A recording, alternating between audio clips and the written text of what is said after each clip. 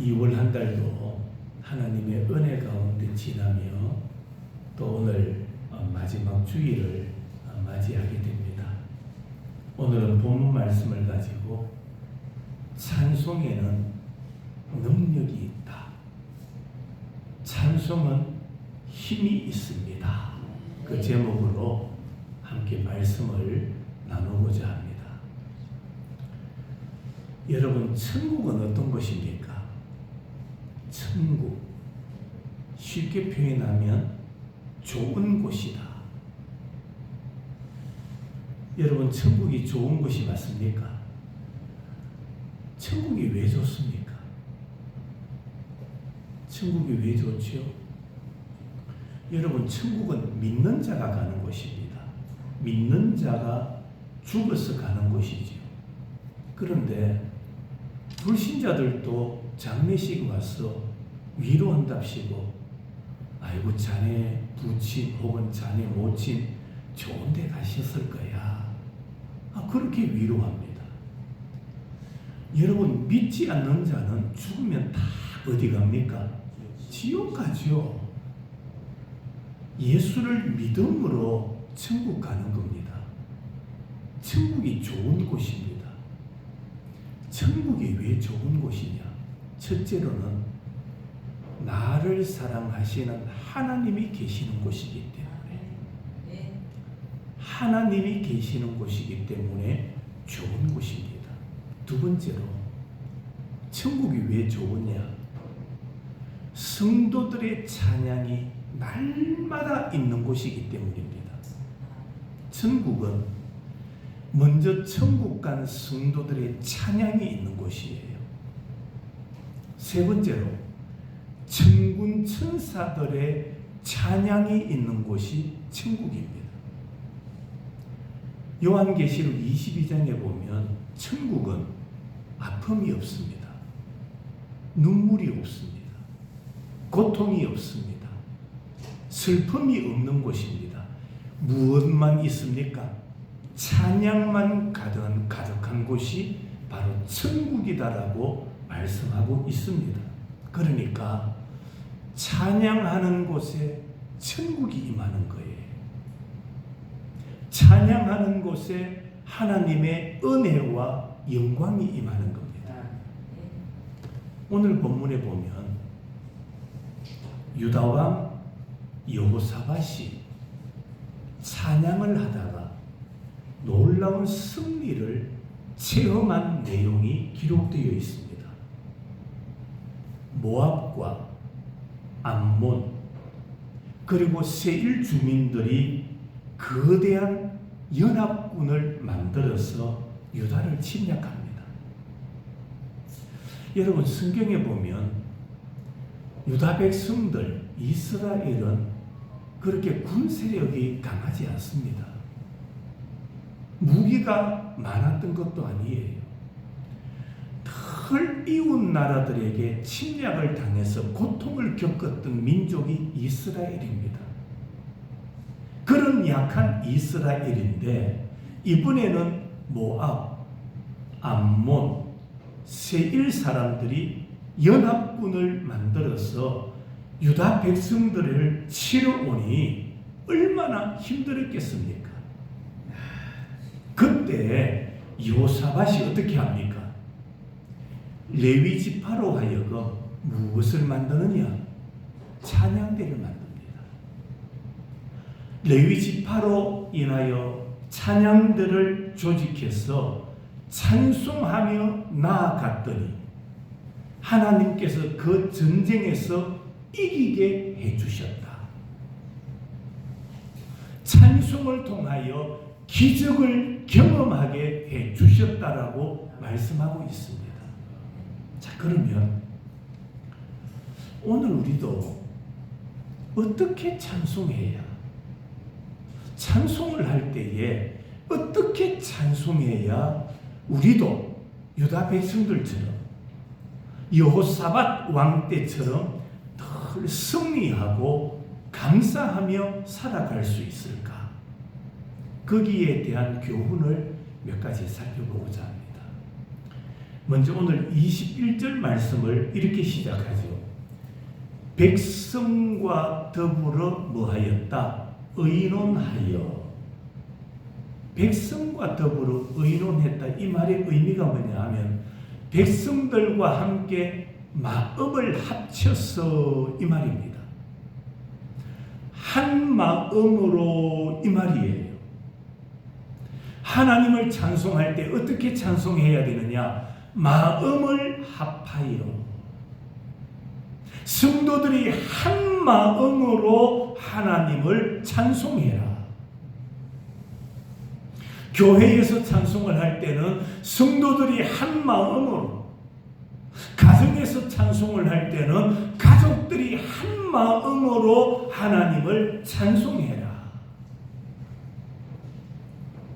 왕이 백성들과 의논하니 백성들이 찬송하자는데 모두가 동의를 합니다. 한 사람도 반대하는 자가 없었다라는 말입니다. 한번 생각해 보세요. 오늘처럼 교회에 나와서 성전에서 찬송을 부르자면 누가 반대하겠습니까? 성전에서 찬송하자면 누가 거부하겠습니까? 그런데 지금 상황은 성전이 아닙니다. 전쟁터입니다. 연합군과 전쟁을 치르는 위급한 상황입니다. 그때에 여호사밧 왕이 백성들과 의논을 하죠. 우리 찬송하자, 찬양대를 조직하자. 그랬더니 그 누구 한 사람도 반대하는 자가 없더라. 오늘 우리가 읽었던 20절을 한번 보십시오. 20절 중간 부분, 너희 하나님 여호와를 뭐하고 신뢰하라. 그리하면 견고히 서리라. 그의 선지자들을 뭐하라. 신뢰하라. 그리하면 뭐하리라. 형통하리라. 지금 백성들은 여호사밧 왕을 신뢰했던 거예요. 예. 지도자를 신뢰한 거예요. 여러분, 어디에 형통함이 있습니까? 신뢰하는 곳에 형통함이 임하는 거예요. 여호사밧 왕이 백성들 앞에서 우리 성가대를 조직해서 전쟁터에 나가자. 백성들이 왕을 신뢰함으로 말미암아 어느 한 사람도 거부하고 반대하는 자가 없었다. 출애굽했던 이스라엘 백성들 같으면 어떠했을까요? 여러분, 애굽에서 종살이하던 이스라엘 백성들이 출애굽을 할 때에 늘 하늘로서 내려주시는 만나만 먹다 보니까 고기가 먹고 싶었던 거예요. 그러니까 그들이 뭐라고 말합니까? 우리는 전부 만나만 먹고 있다. 애굽에 있었더라면 만난 고기를 먹었을 텐데 거기로 돌아가고 싶다. 여러분, 이스라엘 백성들 같으면 그런 난을 일으키지 않았을까요? 그런데 오늘 본문에 보니까 애굽 백성들은 유다 백성들은 그 어느 누구 하나도 거부하지 않습니다. 반대하지 않습니다. 불평하지 않았다는 말입니다. 지금 유다 백성들은 선지자 야시엘이 했던 말, 전쟁은 여호와께 속했다. 그걸 믿었던 거예요. 전쟁은 여호와께 속했다. 여호수아의 군대가 여호수아서에 보면 여리고성을 점령할 때입니다. 여리고성을 점령할 때에 그때 백성들의 마음은 하나가 되었어요. 그때 그들에게 지켜야 될 하나의 규칙이 있었습니다. 절대로 여리고성을 돌 때 소리를 내지 마라. 입도 뻥끗하지 마라. 그리고 마지막 날에 외쳐라. 마지막 날에 소리를 지르라. 왜? 다른 소리가 나오면 안 되기 때문입니다. 여러분, 하나님의 교회, 하나님의 백성들에게 있어서 다른 소리가 나오면 안 되는 거예요. 한 마음으로 하나님을 높여야 되고 찬송해야 되는 겁니다. 오늘 우리에게 말한다면 똑같은 마음으로, 동일한 마음으로 하나님을 찬양하라. 우리 마음 속에서 그 하나라도 거부하는 마음이 있으면 안 된다. 일치된 마음으로 하나님을 찬송해라. 하나님은 그렇게 섬기기를 원하시는 거예요. 네. 하나된 마음으로, 일치된 마음으로 하나님을 섬기기를 원하고 계시는 겁니다. 조금 불편할지 모르지만 성경 한번 찾아보십시다. 구약 신명기 6장 한번 찾아보십시오. 신명기 6장입니다.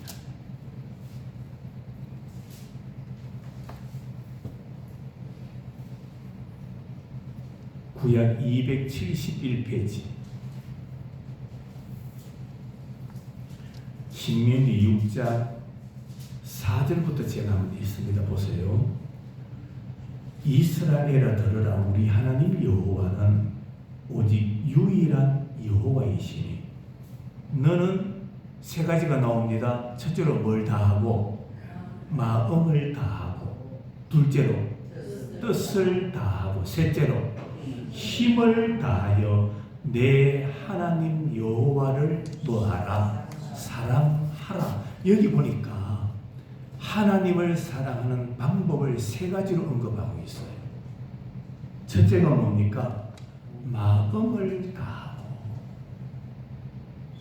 마음을 다한다는 것은 우리가 지닌 성향이 긍정적이든 부정적이든 그 성향 모두를 동원해서 하나님을 섬기는데 사용해라. 하나님은 온유한 성품도 사용하시고 다혈질도 하나님은 사용하시는 거예요. 내가 온유한 성품이든 내가 급한 성격이든 그 모든 성향을 다 하나님을 위하여 사용하는 자가 되라. 그렇게 말씀하는 겁니다. 하나님은 부요한 자만 사용하시는 분이 아닙니다. 가난한 자도 사용하십니다. 가난하든 부요하든 모든 것을 다 동원해서 하나님을 사랑해라. 두 번째로 뜻을 다하여. 뜻을 다한다라는 말은 우리가 하나님을 사랑하다가 생명을 잃는 한이 있어도 그렇게 하라. 바로 그 말입니다. 하나님을 섬기다가 부끄러움을 당하고, 하나님을 섬기다가 욕을 먹고, 베드로나 바울처럼 하나님을 섬기다가 감옥에 가는 한이 있고, 순교를 하는 일이 있다 할지라도 우리는 하나님을 사랑해라. 세 번째로 힘을 다하여. 여기서 힘을 다한다라는 말은 우리의 재물, 나의 소유물을 다 사용해서 하나님을 사랑해라. 그 말입니다. 마음과, 두 번째로 뜻과, 셋째로 힘을 다하여 너의 모든 성향을 다하여 너의 생명까지도, 너의 소유물, 너의 재산까지도 다 하나님을 사랑하는데 사용해라.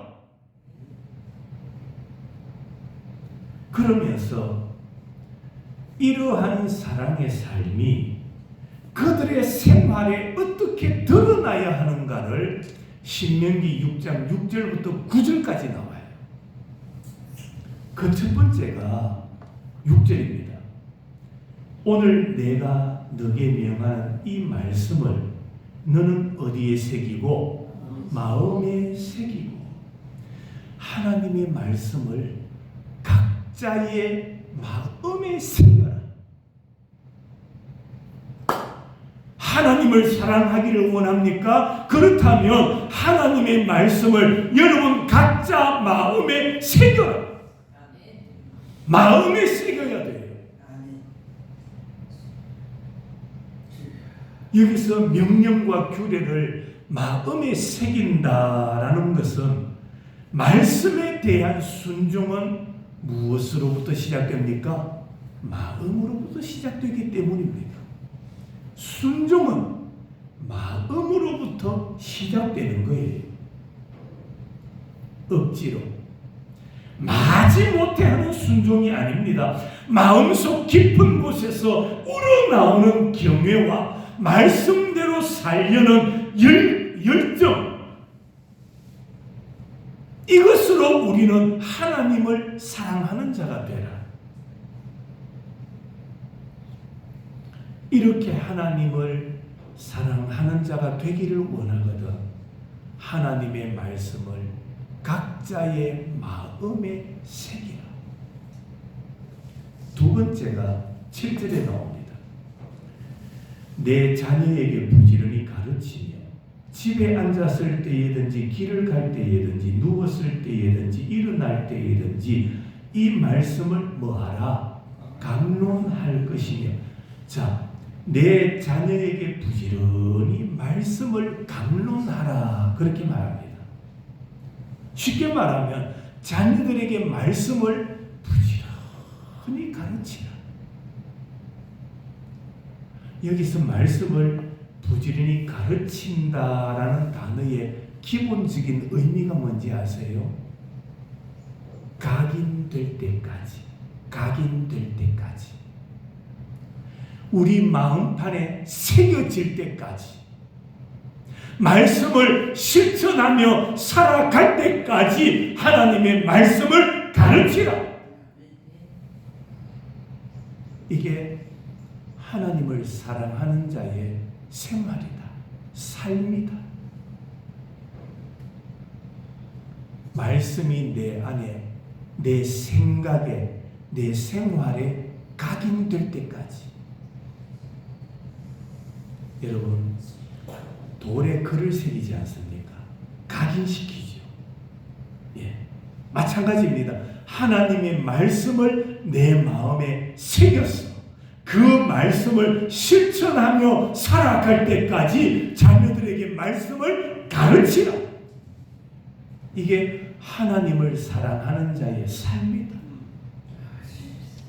세 번째가 8절에 나옵니다. 너는 또 그것을 내 손목에 매어 기호로 삼으며 내 미간에 붙여 뭐로 삼고? 표로 삼고. 말씀을 개인 안에 흔적으로 가득 남도록 해라. 말씀이 흔적이 되게 해야 돼. 말씀. 비가 오면 바닥이 비 온 흔적이 있는 거예요. 도로에 차가 지나가면, 요즘 아스팔트나 시멘트는 그게 잘 확인이 안 됩니다만은 일반 비포장 도로는 차가 지나가면 차가 굴러간 발통이 표시가 나는 거예요. 각인이 되는 거예요. 흔적이 남는 거예요. 하나님의 말씀에 흔적이 남도록 가르치라. 그게 하나님을 사랑하는 표시입니다. 네, 흔적이 남아야 돼요. 여러분에게도 마찬가지입니다. 말씀의 흔적이 남아야 되고 예배를 드린 흔적이 여러분에게 남아야 되는 거예요. 밥을 먹으면 밥을 먹은 흔적이 뭡니까? 배가 부르지. 목이 말라 물을 마십니다. 물을 마신 흔적이 뭡니까? 갈증이 해소되는 겁니다. 흔적이 남아야 돼요. 여러분이 신앙인이라면, 예수 믿는 사람이라면, 하나님을 사랑하는 자라면 하나님을 사랑하는 흔적을 남기며 살아야 되는 거예요.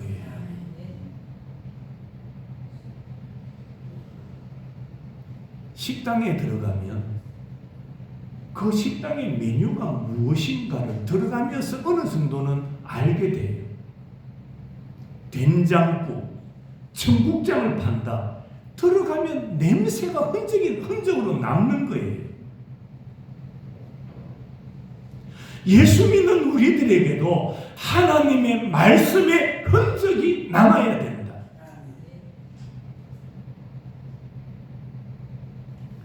네 번째가 9절입니다.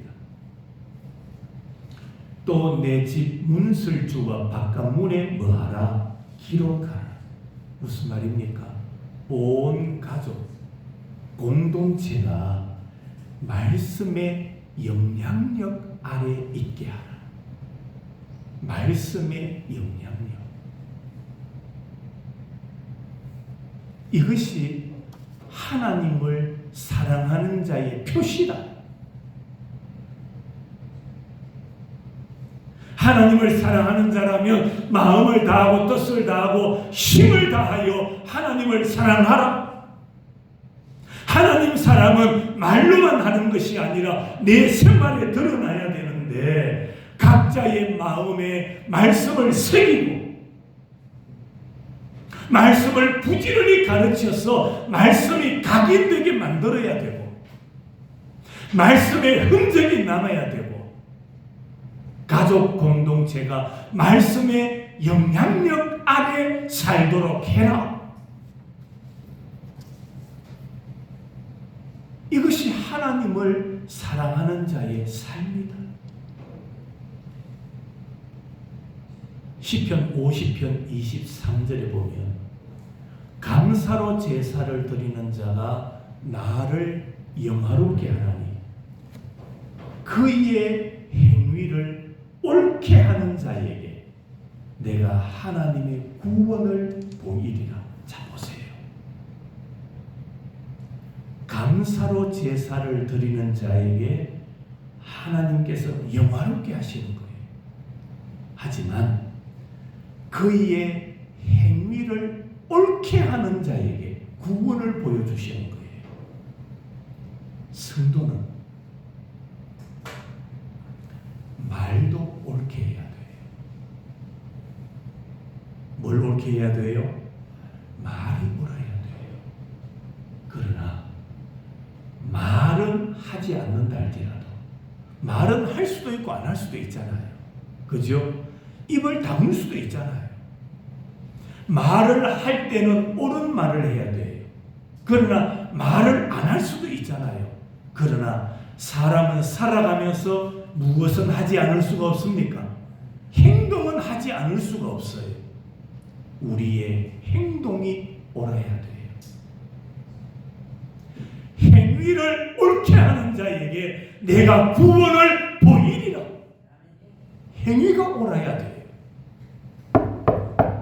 성도는 행위가 옳아야 돼요.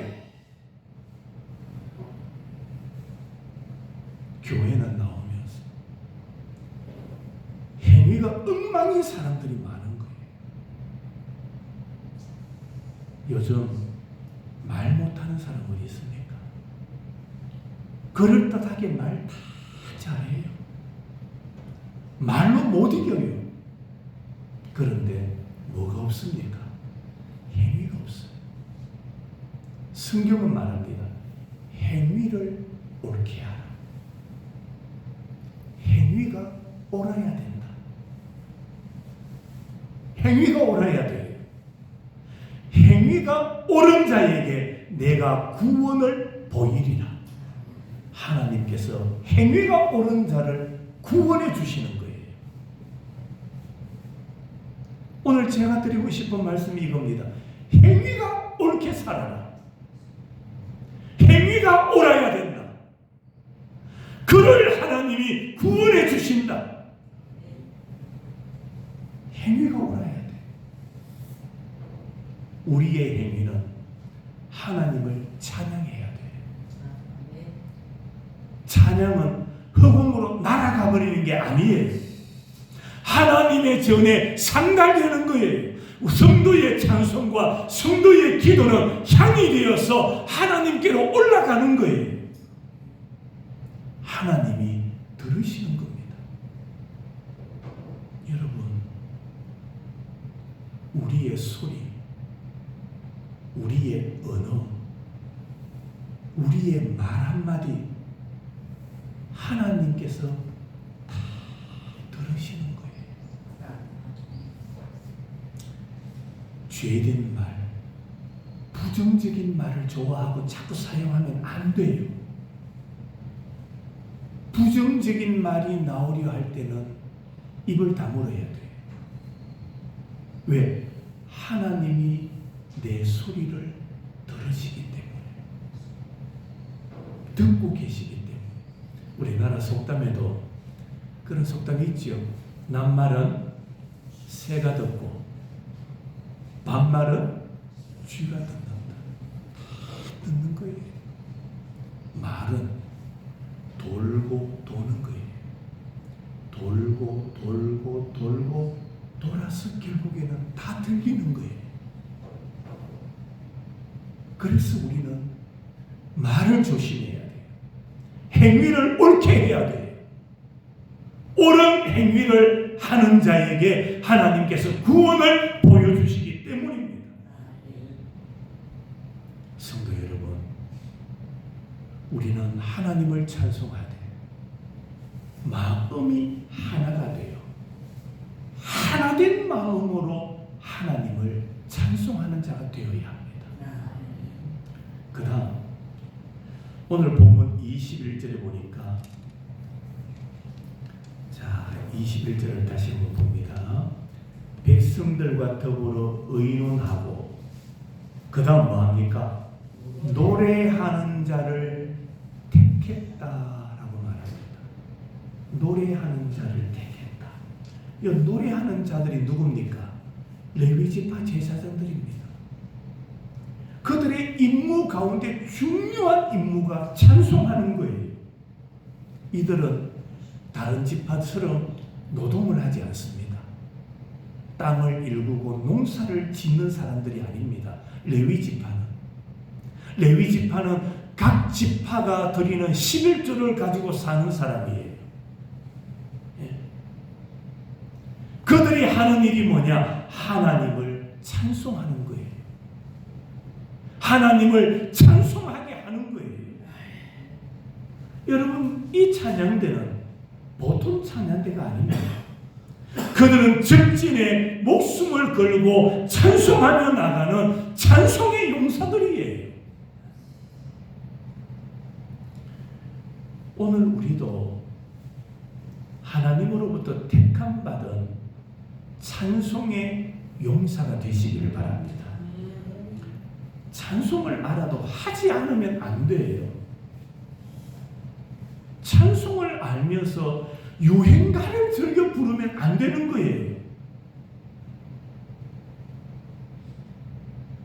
교인들과 함께 따뜻한 봄이나 가을이 되면 이렇게 나들이를 갈 때가 있어요. 나들이. 대형 버스를 빌려서 차 몇 대를 이용해서 나들이를 갈 때 자기들이 타는 차에 담임 목사가 타는 걸 조금 꺼려해요. 다른 차에 타기를 원해요. 차를 타고 한참 가다 보면 뒤에서 권사가 이야기를 하든 집사가 하든 목사님 주무시나 이래요. 제 앞에 앉아서 이래 눈 감고 가다 보면 목사님 주무시나, 옆에 있는 인간이 주무시는 것 같다 이러면 그때부터 뭐 하는지 아십니까? 유행가를 부르기 시작하는 여러분, 목사가 깨어 있느냐 잠자느냐, 목사가 보느냐 안 보느냐가 문제가 아니고, 우리는 코랑데오 하나님 앞에서 하나님을 찬송하며 살아야 할 자들입니다. 예. 하나님을 예배하는 자가 되어야 돼요. 구약의 다윗, 찬송의 용사죠.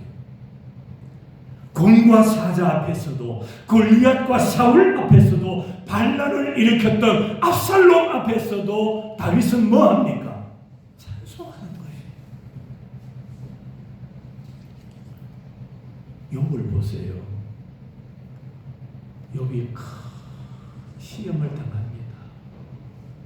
재산도 다 잃어버리고, 사랑하는 아내도 남편을 욕하고 저주하고 떠나가고, 자식들 다 죽어도 그가 고백하는 말이 뭡니까? 주신 자도 여호와시요 거두신 이도 여호와이시니 여호와의 이름이 찬송을 받으실지니이다. 그러면서 하나님을 찬송하는 거예요. 건강 잃어버리고, 아내 떠나가고, 아내 배신하고, 자식들 다 죽고, 그런 가운데서도 여호와 하나님만 찬송 받으실지니이다. 그게 욥의 신앙인 거예요. 그러니까 하나님께서 모든 환난이 끝난 이후에 욥에게 갑절의 복을 주시는 겁니다. 재산도 갑절로, 자식도 갑절로, 자녀들의 아름다움도 갑절로. 다니엘의 세 친구 사드락, 메삭, 아벳느고, 그들도 찬송의 용사예요. 활활 타오르는 영광로 속에서 하나님을 찬송하는 거예요. 신약의 바울도 찬송의 용사입니다.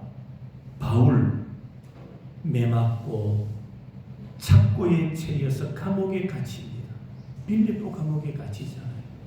그 감옥에서 바울이 뭐합니까? 매를 맞아 피 흘리는 가운데서 하나님 앞에 기도하고 찬송을 합니다. 기도와 찬송으로 어떤 일이 벌어집니까?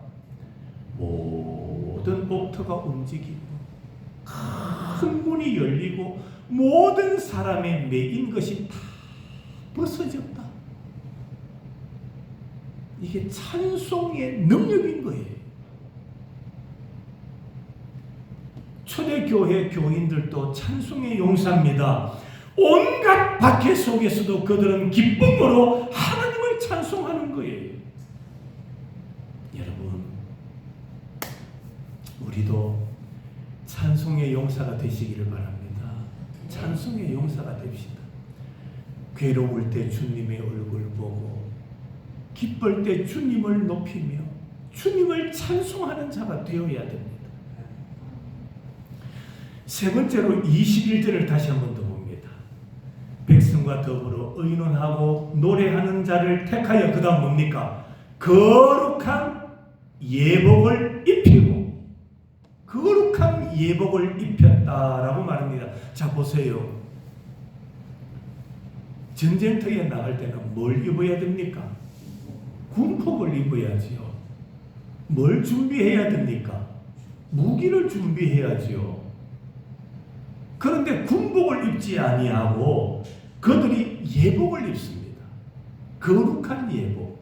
여기 제사장의 옷, 제사장복이라고 말하지 아니하고 거룩한 예복이다, 그렇게 말합니다. 왜 그렇습니까? 제사장은 하나님께서 구별하신 거룩한 사람이기 때문에, 하나님이 구별해 놓으신 사람이기 때문에 거룩한 제사장이니 거룩한 노래를 불러야 하는 겁니다. 찬송이 타락하면 안 돼요. 찬송이 타락하면 안 돼요. 찬송을 자기 한풀이나 흥을 위해서 부르면 안 되는 거예요.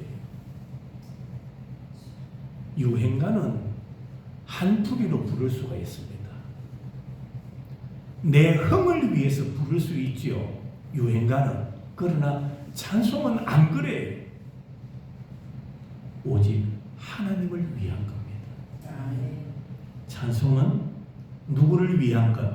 하나님을 위한 거예요. 성경 한번 읽어드립니다. 이사야서 42장 8절. 나는 여호와니 이는 내 이름이라. 나는 내 영광을 다른 자에게 내 찬송을 우상에게 주지 아니하리라. 찬송은 하나님 겁니다. 아시겠습니까? 찬송과 영광은 오직 하나님 거예요.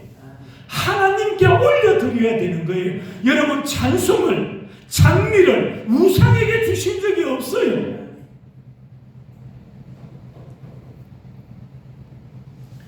이사야서 43장 21절.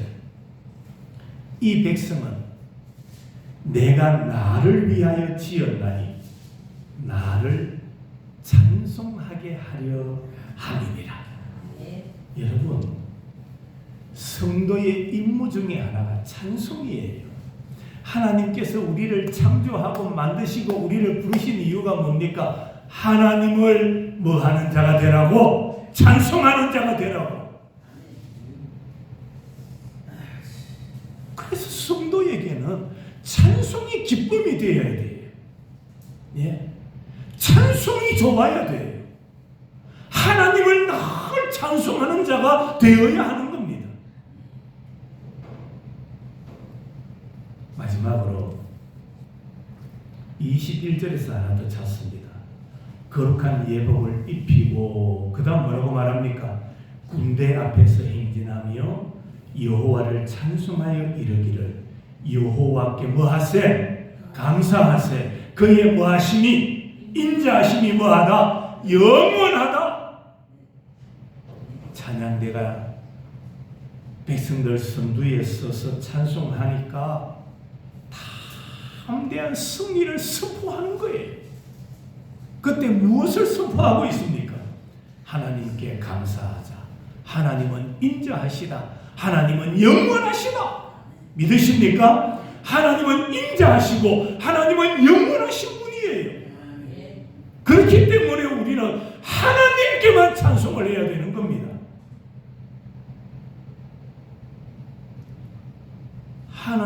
하나님의 이름을 선포하는 곳에 승리가 있습니다. 사랑의 하나님을 한번 찬송해 보세요. 하나님의 사랑이 우리에게 임합니다. 방황할 때 인도하시는 하나님을 찬송하세요. 그리하면 인도의 기적을 경험하는 거예요.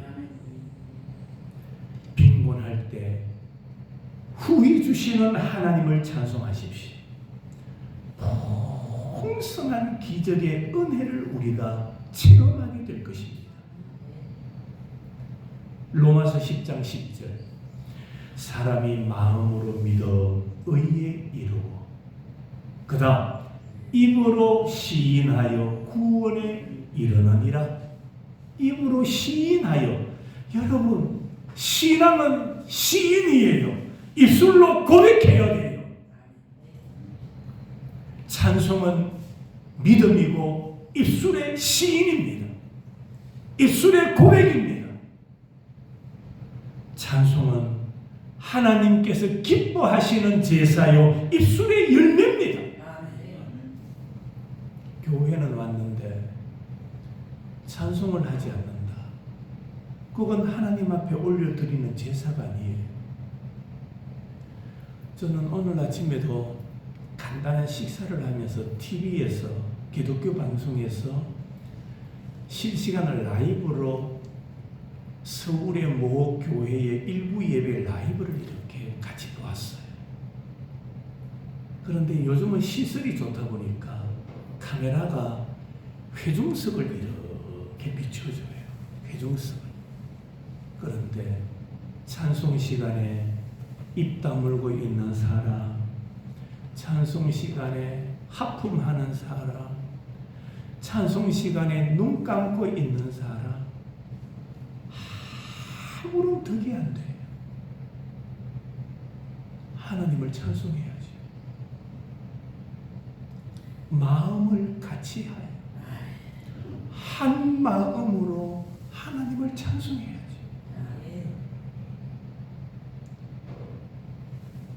카메라가 돌아갈 때 그 영상이 그 교회 TV 정면 TV 그 영상에 딱 비춰주면 좋겠어요. 자기가 지금 뭐 하는가 한번 보라는 거예요. 얼마나 부끄럽겠어요. 예배 와가지고 찬송하는데 눈 감고 있고. 어떤 사람은 힘차게 찬송하면요, 옆에 사람이 같이 은혜가 돼가 같이 힘차게 찬송한다니까요. 그렇게 찬송하는 사람 가만히 보면 나도 허무한 거예요. 그런 찬송을 보시는 하나님이 얼마나 기쁘시겠어요. 성도 여러분, 찬송은 감사함으로 드리는 거예요. 예. 찬송을 힘있게 해야 돼요. 밖에 나가가 밥 먹으라 소리는 톤이 막 이렇게 올라가는데 찬송 부르는 소리는 쥐구멍에도 들리지 않을 정도로 부르고 안 돼요. 하나님이 좋아하시지 않아요. 감사함이 넘쳐나면 찬송에 감격이 있는 거예요. 예, 감격함으로 하나님을 찬송해야 돼요. 그런 찬송에 하나님의 능력이 임하시는 겁니다. 성도 여러분, 능력의 찬송을 하시기 바랍니다. 즐겁게 찬송하시기 바랍니다. 기쁘게 찬송하시기 바랍니다. 예. 여러분의 마음을 다하여 하나님을 찬송하세요.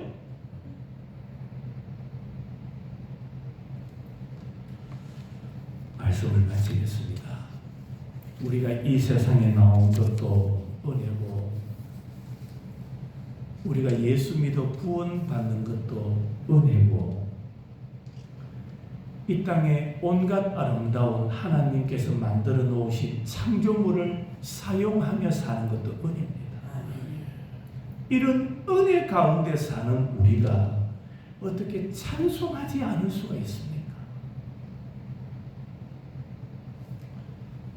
세상만 보지 마시고 각박한 세상, 타락한 세상만 바라보지 마시고 아버지의 사랑, 예수 그리스도 안에서 주신 복음의 능력, 복음의 은총을 여러분의 마음으로 믿고 찬송의 용사들이 되시기를 바랍니다. 찬송의 용사가 되시기 바랍니다. 예. 여러분의 남은 생에 하나님을 좀 많이 찬송하면 좋겠어요. 예. 찬송 한 곡 가지고, 찬송 한 곡 가지고 5번도 불러보고 10번도 불러보고 한 구절을 가지고 또 10번 불러보고, 그럴 때 그 가운데 임하시는 능력이 있는 거예요. 은혜가 있는 거예요. 이번 한 주간 여러분의 바쁜 일상 속에서도 오늘 말씀을 기억하고 찬송하는 성도가 됩시다. 찬송하는 성도. 찬송하는 곳에 하나님의 능력이 임하기 때문입니다. 찬송으로 하나님의 능력을 받고 능력 안에서, 하나님의 능력 안에서 살아가는 우리 모든 성도들이 되시기를 주님의 이름으로 축원합니다. 기도하겠습니다.